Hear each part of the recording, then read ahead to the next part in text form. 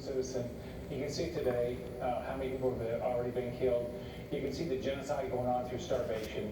I met moms living on the street that had to walk hours to get food in Colombia, with school children coming, walking hours to go to school each day.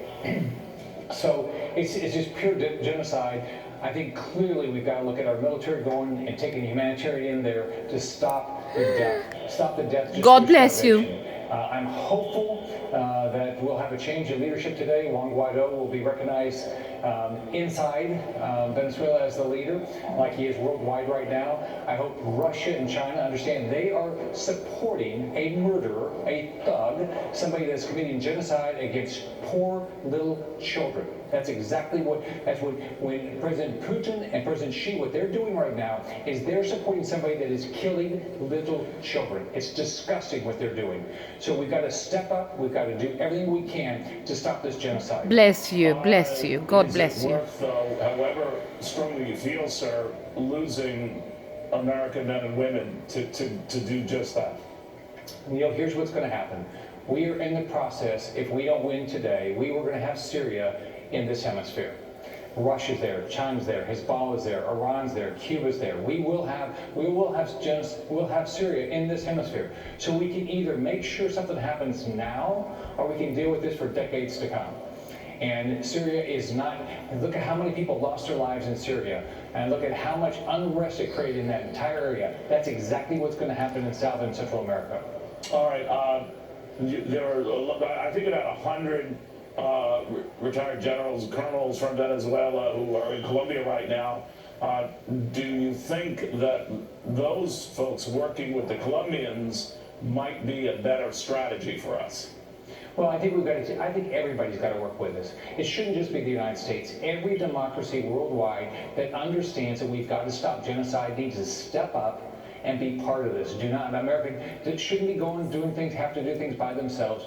All of us should be working together. If we care about families, if we care about the human race, if we care about our fellow worldwide citizens, then we've got to step up and stop this genocide. What if they don't step up? Would you be open, Senator, to have us step up alone?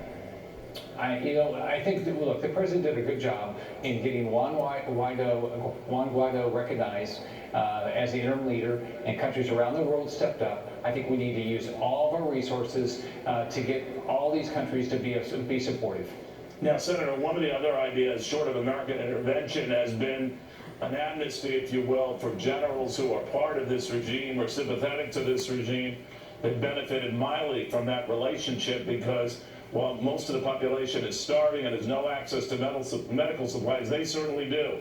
Unlike even some of their lower-ranking soldiers, would you be open, in order for them to turn on the regime that has taken very good care of them, to provide protections and assurances that they would not be punished if they turn on Maduro? We have a government in waiting with Juan Guaido. That's a decision for the National Assembly to make. That's an internal decision they should be making.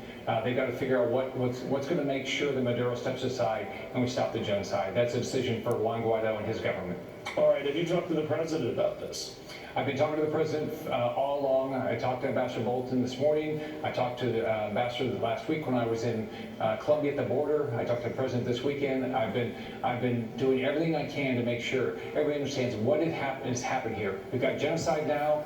In the future, we're going to have Syria if we don't get this done. And was he sympathetic? That is the Perfectly clear. Arguments. When we heard the Thank you. talking Thank you. about all options are on the table, was it your understanding that that included American troops?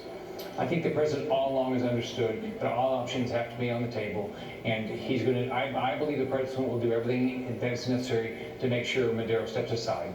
Senator, thank you very much for taking the time. Thank you.